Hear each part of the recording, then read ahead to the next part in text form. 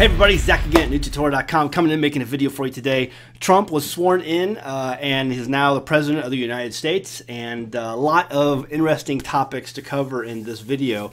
I'm going to do so quickly because I know you're all very busy, but I just think there's some really interesting things to point out here when we see this inauguration. And I like to talk about politics, you know, every once in a while on my channel, but especially when things like this, things I'm hearing, you know, come up.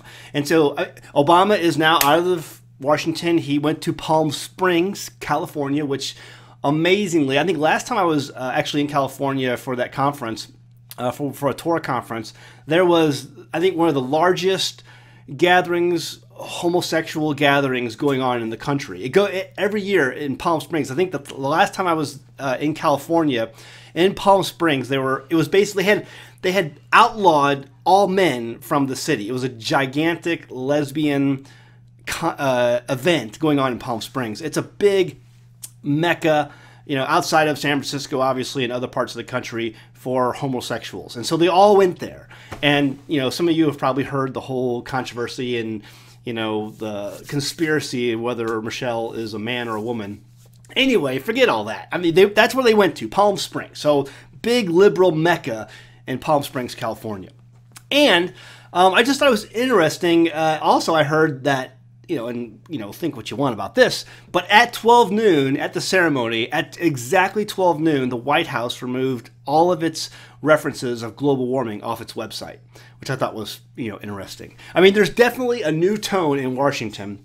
Like him or hate him, Trump, whatever, you know where I felt about politics, you know, if you've been watching my channel for any length of time. But like him or hate him, there's a new tone in Washington. So we're going to see something different than I think we've ever seen before. Not only that, but I think it says something when both the Republicans and the Democrats cannot stand this guy when it comes to the establishment. They do not like this guy. They fought him tooth and nail every step of the way. And it was ultimately the American people and the Electoral College, which is controlled by the voting of the Electoral College states, that put him in power. So a new tone for sure. What I thought was really interesting, why the point of this video, the reason I'm doing this video is this, that at the swearing-in ceremony, Trump was sworn in with the Ronald Reagan Bible that he was sworn in with. And it was the Ronald Reagan Bible, and the marker in the Bible, you know how Bibles have markers, whatever. The marker in the Bible was set at 2 Chronicles 7, verse 14. Let's read the verse. If my people, which are called by my name, shall humble themselves and pray and seek my face and turn from their wicked ways, then will I hear from heaven and will forgive their sin and heal their land. Now, this is a really interesting verse, and you see it all over the place. Anytime people bemoan the fact and the state of our country, and the fact that our country is going down the tubes, they say, and all this stuff, they always bring up this verse, you know, if God's people will just pray, then he'll heal our land. And that's what I see most of the time when this verse comes up, and it comes up quite a lot in Christian circles and at churches. But the thing that I find most interesting about this verse, me being someone who has been in the software world, it's a conditional statement. If is a conditional statement. If my people, which are called by my name, shall humble themselves and pray and seek my face and turn from their wicked ways. See, it's that turning from wickedness. How do we know what is wicked? Well, this chapter is all about the Torah. This chapter is all about God's people returning to the Torah and understanding, because they're keeping the feast. This whole chapter is set in keeping the Feast of Tabernacles. And so if my people will turn from their wicked ways, and folks, I'm just going to tell you, I don't think this nation is going to do that with Trump or anybody.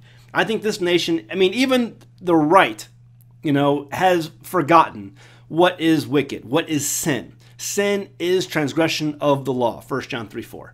So you have to turn from the wicked ways if you want to heal the land. And not only that, but you can make the point also that this verse is talking about the land of Israel, that where his people had received an inheritance. And it was in that land that the commandments were to be kept.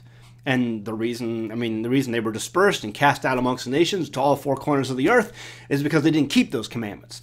So, interesting that the Bible that Trump was sworn in with was marked at, during the ceremony, 2 Chronicles 7:14. That's what the news reported, at least. And so, what was also interesting is that Franklin Graham, who I believe attended the ceremony, told Trump because it started to rain. As soon as he got up to speak and do his ceremonial speech or whatever, it started to rain. And as you know, it's been raining like gangbusters in California on the West Coast. They've had floods, they've had all kinds of damage, and it seems to be raining in a lot of places where it hasn't been lately. And is that a coincidence? I don't know. I'm not about to say that this is some miracle of God, that, you know, because there are people out there who will tell you Trump was picked by God and he's a man of God and he's doing, and I don't know. You know, we have to wait and see. I have to see the fruit. And so Franklin Graham told Trump that rain is a blessing from God. Rain is a blessing from God. It's always been, throughout the Bible, a blessing, and that's true. All throughout your scriptures, rain is equated with blessing. In fact, withholding rain has always, throughout your scriptures, and look it up, I mean, it's amazing how many times it's equated with a curse if it doesn't rain. Okay? If I give you rain, it's a blessing. It's because you're keeping my commandments. If I withhold the rain, if I withhold, you know, what brings life to the land, it's because you're cursed. All throughout your scriptures, it's very clear. Now, the very first verse before the verse that's right before 2 Chronicles 7:14 is this. 2 Chronicles 7:13, if I shut up heaven, that there be no rain, or if I command the locusts to devour the land, or if I send pestilence among my people. And then you have 7:14.